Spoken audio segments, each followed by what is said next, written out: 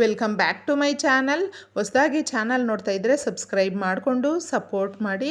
ಸಚ್ಚಿದಾನಂದ ಸಾಯಿನಾಥ್ಗೆ ನಮಸ್ಕಾರ ಮಾಡುತ್ತಾ, ಸಾಯಿನಾಥರ ಅನುಗ್ರಹ ಎಲ್ಲರ ಮೇಲೂ ಇರಲಿ.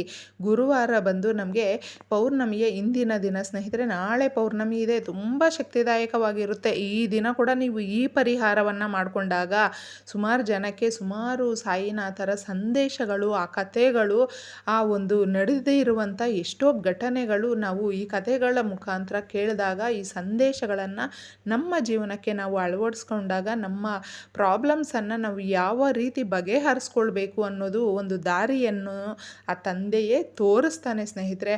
ಅದಕ್ಕೋಸ್ಕರ ತಂದೆಯೇ ನಮಗೆ ತಿಳಿಸುತ್ತಿರುವ ಮಾರ್ಗವನ್ನು ನಾವು ಆಯ್ಕೆ ಮಾಡಿಕೊಳ್ಳೋಣ ಅಂತ ಹೇಳ್ತಾ ಇದ್ದೀನಿ. ಇದು ಇವತ್ತು ಗುರುವಾರ ಆಗಿರೋದ್ರಿಂದ ನೀವು ತಪ್ಪದೆ ಈ ಸಂದೇಶದ ಜೊತೆ ಈ ಪರಿಹಾರವನ್ನು ಮಾಡಿಕೊಳ್ಳಿ. ಒಂದು ಏಜ್ ಆದಂಥ ಅಜ್ಜಿಯ ಒಂದು ಕಥೆ ಆಗಿರುತ್ತೆ ಸ್ನೇಹಿತರೆ. ಆ ತಾಯಿ ಕಣ್ಣು ತೆಗೆದು ನೋಡಿದಾಗ ಎಲ್ಲೋ ಒಂದು ರೋಡ್ ಹತ್ರ ಬಿದ್ದಿರ್ತಾಳೆ. ಆ ರೋಡ್ ಮೇಲೆ ಬಿದ್ದಾಗ ಯಾರೋ ಒಬ್ಬರು ಹಾಲು ತಗೊಂಡು ಹೋಗಬೇಕು ಅಂತಂದ್ಬಿಟ್ಟು ಬರ್ತಾಯಿದ್ರೆ, ಯಾರಮ್ಮ ನೀವು, ಏನಾಯಿತು ನಿಮಗೆ ಅಂತಂದ್ಬಿಟ್ಟು ಕೇಳಿದ್ರೆ, ಕಣ್ಣು ತೆಗೆದು ಮಾತಾಡುವಷ್ಟು ಶಕ್ತಿ ಆ ತಾಯಿಯಲ್ಲಿ ಇರಲಿಲ್ಲ. ಒಬ್ಬರ ಸಹಾಯನ ಪಡ್ಕೊಂಡು ಆ ತಾಯಿ ಅಂದರೆ ಆ ಅಮ್ಮ ಈ ಏಜ್ ಆದಂಥ ಅಜ್ಜಿಯನ್ನು ಮನೆಗೆ ಕರ್ಕೊಂಡು ಬರ್ತಾರೆ. ಕರ್ಕೊಂಡು ಬಂದು ಚಕ ಅಂತಂದ್ಬಿಟ್ಟು ಹಾಲನ್ನು ಕಾಯಿಸ್ಬಿಟ್ಟು ಒಂದು ಲೋಟ ಕುಡಿಸ್ತಾರೆ ಅವ್ರಿಗೆ. ಕುಡಿಸಿದ ತಕ್ಷಣ ಒಂದು ಸ್ವಲ್ಪ ಶಕ್ತಿ ಅನ್ನೋದು ಬರುತ್ತೆ. ಕಣ್ಣು ತೆಗೆದು ನೋಡ್ತಾಳೆ, ನಾನು ಎಲ್ಲಿದ್ದೀನಿ ಅಂತಂದ್ಬಿಟ್ಟು ಸುತ್ತು ನೋಡ್ತಾಳೆ. ಏನಜ್ಜಿ ನೀವು ಎಲ್ಲಿ ಬಂದಿದ್ದೀರಾ, ಇದು ಯಾವ ಊರು ಅನ್ನೋದು ಗೊತ್ತಿಲ್ದಿರಾ ನೀವು ಬಂದಿದ್ದೀರಾ ಅಂತ ಕೇಳಿದಾಗ ಮತ್ತೆ ಕಣ್ಣು ಮುಚ್ಕೊಂಡು ಹಂಗೆ ಅವ್ರಿಗೆ ಟಯರ್ಡ್ ಆಗಿಬಿಟ್ಟಿರುತ್ತೆ. ಎಷ್ಟೋ ದಿನಗಳಾಗಿರುತ್ತೆ ಆ ತಾಯಿ ಊಟ ಮಾಡಿ ಹಂಗೆ ಬಿದ್ದೋಗ್ತಾರೆ. ಸರಿ, ಇನ್ನು ಸ್ವಲ್ಪ ಹೊತ್ತು ಅವ್ರಿಗೆ ಸ್ವಲ್ಪ ಎಚ್ಚರಿಕೆ ಆಗಲಿ, ನೋಡಿದ್ರೆ ಅವ್ರ ಮೈ ಮುಟ್ಟಿದ್ರೆ ಫುಲ್ಲು ಜ್ವರ ಕೂಡ ಬಂದಿರುತ್ತೆ. ಆಗ ಇವ್ರನ್ನ ಕೇಳ್ತಾರೆ, ಯಾರಮ್ಮ, ಯಾರನ್ನ ಕರ್ಕೊಂಡು ಬಂದಿದ್ದೀಯಾ, ಯಾರ ಹತ್ರ ಮಾತಾಡ್ತಾ ಇದೀಯಾ ಅಂತ ಅವ್ರ ಯಜಮಾನ್ರು ಕೇಳಿದಾಗ, ನಾನು ಈ ಥರ ಹಾಲು ತಗೊಂಡು ಬರೋದಕ್ಕೆ ಹೋಗಿದ್ದೆ ರೀ, ಈ ಥರ ಅಜ್ಜಿ ಬಿದ್ದೋಗಿದ್ರು, ಕರ್ಕೊಂಡು ಬಂದಿದ್ದೀನಿ. ಅವ್ರಿಗೆ ಪಾಪ ತುಂಬ ನಿಶಕ್ತಿಯಾಗಿದೆ, ಹಾಲು ಕುಡಿಸ್ದೆ ಈ ಥರ ಆಗಿದೆ ಅಂತ. ಸರಿ, ಅವ್ರಿಗೆ ಸ್ವಲ್ಪ ನೀನು ಸ್ವಲ್ಪ ಸಮಯಾವಕಾಶ ಕೊಟ್ಟು ಎಬ್ಬಿಸ್ಬಿಟ್ಟು ಊಟ ಏನಾದರೂ ಇಕ್ಕಿ ಅವ್ರ ಬಗ್ಗೆ ಕೇಳಿ ತಿಳ್ಕೊ, ಆಮೇಲೆ ಕಳಿಸಿದ್ರೆ ಆಯಿತು ಅಂತಂದ್ಬಿಟ್ಟು ಹೇಳ್ತಾರೆ. ಅದೇ ಥರನೇ ಗಂಡ ಮಕ್ಕಳು ಇಬ್ಬರೂ ಕೆಲಸ ಸ್ಕೂಲು ಅಂತ ಹೊರಟು ಬಿಡ್ತಾರೆ. ಮತ್ತು ಸ್ವಲ್ಪ ಹೊತ್ತಾದಮೇಲೆ ಆ ತಾಯಿ ಅಂದರೆ ಆ ಅಮ್ಮ ಎಬ್ಬಿಸ್ತಾಳೆ ಆ ಅಜ್ಜಿನ. ಎಬ್ಬಿಸ್ಬಿಟ್ಟು, ತಾಯಿ ಎದ್ದೇಳು ಅಜ್ಜಿ, ನೀವು ಸ್ವಲ್ಪ ಇಡ್ಲಿ ಏನಾದರೂ ತಿನ್ನಿ ಅಂತ ಹೇಳ್ತಾಳೆ. ಸ್ವಲ್ಪ ಬೇಗ ಫಾಸ್ಟಾಗಿ ಆ 2 ಇಡ್ಲಿ ತಿಂದುಬಿಡ್ತಾಳೆ. ಎಷ್ಟೋ ದಿನ ಆಗಿಬಿಟ್ಟಿರುತ್ತೆ. ಇನ್ನೂ ಸ್ವಲ್ಪ ಹಾಕ್ಲಾ ಅಜ್ಜಿ ಅಂತ ಕೇಳಿದ್ರೆ, ಇಲ್ಲಮ್ಮ ಸಾಕು ನನಗೆ ಅಂತ ಹೇಳ್ತಾರೆ.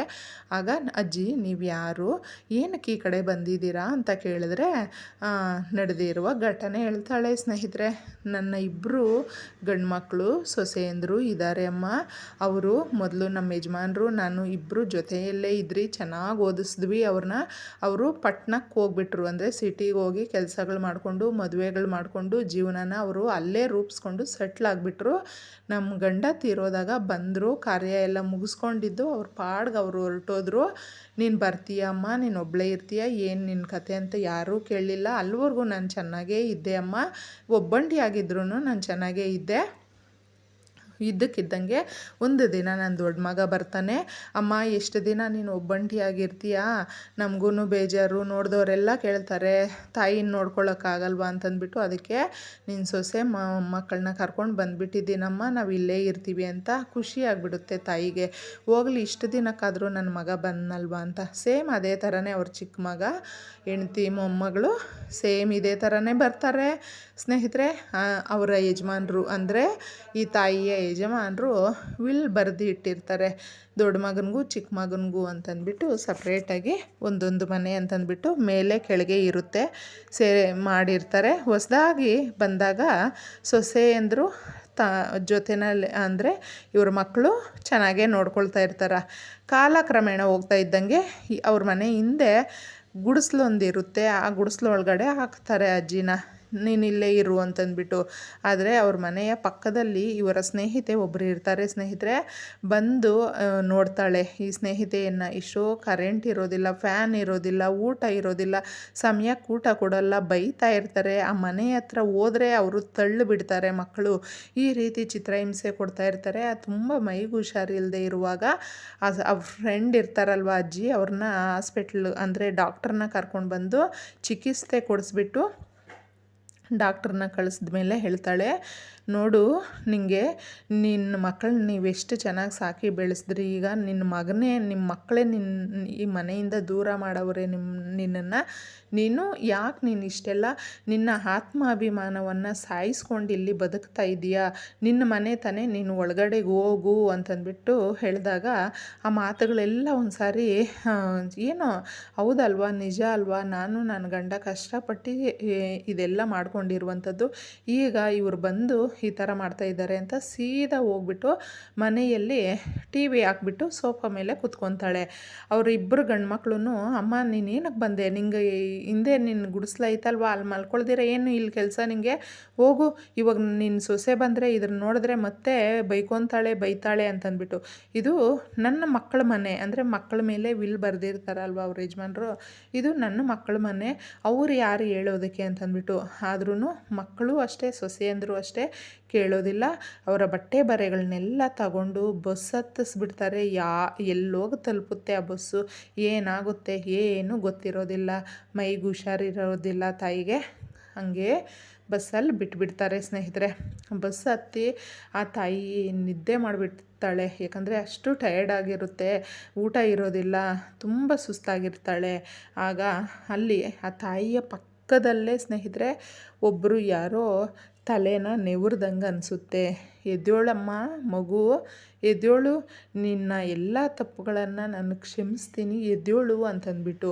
ಆಗ ನಾನು ಏನು ತಪ್ಪು ಮಾಡಿದೆ ಅಂತಂದ್ಬಿಟ್ಟು ಆ ತಾಯಿಗೆ ಆ ಕನಸಲ್ಲೇನೋ ಅನ್ನೋ ಥರ, ನೀನು ಹೌದು ಬಹಳ ದೊಡ್ಡ ತಪ್ಪು ಮಾಡಿದೀಯಾ, ನಿನಗೆ ಇದರ ಅರಿವು ಆಗಬೇಕು ಅಂತಂದ್ಬಿಟ್ಟು ತಿಳಿಸ್ತಾನೆ. ಕನಸಲ್ಲೇ ಸಾಯಿನಾಥರು ತಿಳಿಸೋದು ಸ್ನೇಹಿತರೆ. ಏನು ಅಂದರೆ, ನಾವು ನಮ್ಮ ಆತ್ಮಾಭಿಮಾನವನ್ನು ಸಾಯಿಸ್ಕೊಳ್ಬಾರ್ದು. ನಮ್ಮ ಗೌರವಕ್ಕೆ ಧಕ್ಕೆ ಬಂದರೆ ನಾವು ಅದನ್ನು ಪ್ರಶ್ನೆ ಮಾಡಬೇಕು. ನೀನು ಮಾಡಿದ್ದು ಕೂಡ ತಪ್ಪು. ನಿನ್ನ ಮಕ್ಕಳಿಗೆ ನಿನ್ನ ಮನೆಯ ಅಧಿಕಾರವನ್ನು ನೀನು ಬಿಟ್ಕೊಟ್ಟೆ. ಯಾಕಂದರೆ ನೀನು ಎತ್ತಿರುವಂಥ ಮಕ್ಕಳು, ನಿನ್ನನ್ನೇ ಕಾಲು ಕಸದ ಥರ ಮಾಡಿಕೊಂಡ್ರೆ ನೀನು ಯಾಕೆ ಅವ್ರನ್ನ ಪ್ರಶ್ನೆ ಮಾಡಲಿಲ್ಲ? ಇದೆಲ್ಲ ನಿಂದೇ ತಪ್ಪು, ನೀನು ಸರಿ ಮಾಡ್ಕೊಳ್ಳೋದಕ್ಕೆ ನಿಂಗೊಂದು ಅವಕಾಶ ಕೊಡ್ತೀನಿ ನೋಡು ಅಂತಂದ್ಬಿಟ್ಟು ಕನಸಲ್ಲಿ ಹೇಳೋದು ಸ್ನೇಹಿತರೆ.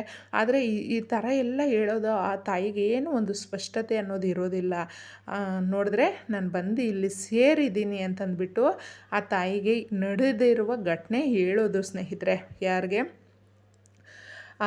ಹಾಲು ಕೊಟ್ಟು ಊಟ ಕೊಟ್ಲಲ್ವ ಆ ಅಮ್ಮಗೆ ಇಷ್ಟೆಲ್ಲ ಅಜ್ಜಿ ಕತೆ ಹೇಳ್ತಾಳೆ, ನಡೆದಿರುವ ಕಥೆಯನ್ನು.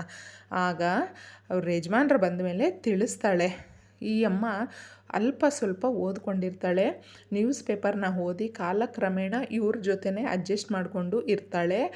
ಇವರು ಕೂಡ ನಮ್ಮ ಜೊತೆ, ನಮಗೆ ಯಾರು, ನಮ್ಮಿಬ್ರಿಗೂ ತಂದೆ ತಾಯಿ ಇರೋದಿಲ್ಲ, ನಮ್ಮ ಮಕ್ಳಿಗೂ ಅಜ್ಜಿ ಅಂತ ಯಾರೂ ಇಲ್ಲ, ನೀವಿರಿ ಅಂತಂದ್ಬಿಟ್ಟಿದ್ದಾಗ ಆ ಕತೆಗಳು ಹೇಳ್ಕೊಳ್ತಾ ಒಳ್ಳೆ ನನ್ನ ಮಗ ಸೊಸೆ ಅಂತಂದ್ಬಿಟ್ಟೆ ಸೊಸೆಗೆ ಸ್ವಲ್ಪ ಕೈಲಾದಷ್ಟು ಸಹಾಯ ಮಾಡಿಕೊಂಡು ಮೊಮ್ಮಕ್ಕಳನ್ನ ಪಾರ್ಕ್ಗೆ ಅಲ್ಲಿಗೂ ಇಲ್ಲಿಗೂ ಕರ್ಕೊಂಡೋಗಿ ಚೆನ್ನಾಗಿ ನೋಡ್ಕೊಳ್ತಾ ಹಿಂಗೆ ಹೊಂದಾಣಿಕೆ ಈ ರೀತಿ ಕಾಲ ಕಳೀತಾ ಬರ್ತಾಳೆ. ಒಂದು ದಿನ ನನ್ನ ಮಕ್ಕಳಿಗೆ ನಾನು ಬುದ್ಧಿ ಕಲಿಸ್ಲೇಬೇಕು, ನನ್ನ ಕನಸಿನಲ್ಲಿ ಈ ಥರ ಸಾಯಿನಾಥರು ಬಂದು ನನಗೆ ತಿಳಿಸಿದ್ರಲ್ವಾ, ನಾನು ಈ ತಪ್ಪನ್ನು ನಾನು ಮಾಡ್ತಾಯಿದ್ದೀನಿ, ಇದನ್ನು ಸರಿ ಮಾಡ್ಕೊಳ್ಳೋದಕ್ಕೆ ಬಾಬಾನೇ ನಮಗೊಂದು ಅದ್ಭುತವಾದ ಅವಕಾಶನ ಕೊಟ್ಟಿದ್ದಾನೆ, ಇದನ್ನು ಮಿಸ್ ಮಾಡಿಕೊಂಡ್ರೆ ನಾನು ತುಂಬ ಕಷ್ಟಪಡ್ತೀನಿ ಅಂತಂದ್ಬಿಟ್ಟು ನಿನಗೆ ಗೊತ್ತಿರುವಂಥ ಒಂದು ಲಾಯರ್ ಹತ್ರ ಕರ್ಕೊಂಡೋಗು ಮಗನೇ ಅಂತ ಅವರ ಮಗನಿಗೆ, ಅಂದರೆ ಸಾಕು ಮಗನಿಗೆ ತಿಳಿಸ್ತಾಳೆ. ಆಗ ಲಾಯರ್ ಹತ್ರ ಕರ್ಕೊಂಡೋದ್ಮೇಲೆ ಎಲ್ಲ ಕಾನೂನು ಪ್ರಕಾರ ಲೀಗಲ್ಲಾಗಿ ಆ ತಾಯಿ ಮಾಡ್ತಾಳೆ ಸ್ನೇಹಿತರೆ. ಆ ಲೀಗಲ್ಲಾಗಿ ಮಾಡಿದಾಗ ಆ ತಾಯಿಗೆ ವಿಲ್ಲೆಲ್ಲ ಬರೆದಿರ್ತಾರೆ.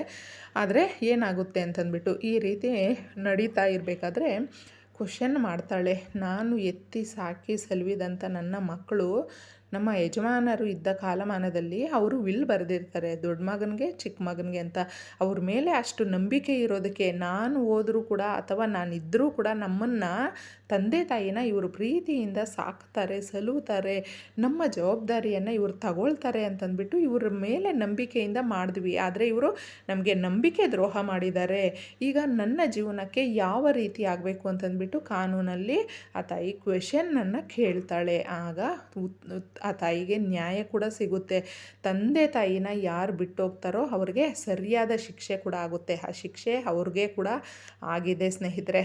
ನಾವುಗಳು ಕೂಡ ಅದಕ್ಕೆ ಆತ್ಮಾಭಿಮಾನವನ್ನು ಸಾಯಿಸ್ಕೊಂಡು ಎಲ್ಲೂ ಅಷ್ಟೇ ನಮ್ಮ ಗೌರವಕ್ಕೆ ಧಕ್ಕೆ ಬರುವ ರೀತಿಯಲ್ಲಿ ನಡ್ಕೊಳ್ಬಾರ್ದು. ಬಂದರೆ ಕೂಡ ಅದನ್ನು ನಾವು ಕ್ವಶನ್ ಮಾಡಬೇಕು ಅನ್ನುವ ಒಂದು ಸಂದೇಶ ಸಾಯಿನಾಥರು ನಮಗೆ ಈ ಅದ್ಭುತವಾದ ಅವಕಾಶವನ್ನು ಕೊಟ್ಟಿದ್ದಾರೆ. ಎಲ್ಲರೂ ಕೂಡ ನಾವು ಇದನ್ನು ಅನುಕರಣೆ ಮಾಡೋಣ ಸ್ನೇಹಿತರೆ. ಎಲ್ರಿಗೂ ಒಳ್ಳೆಯದಾಗಲಿ. ಧನ್ಯವಾದಗಳು.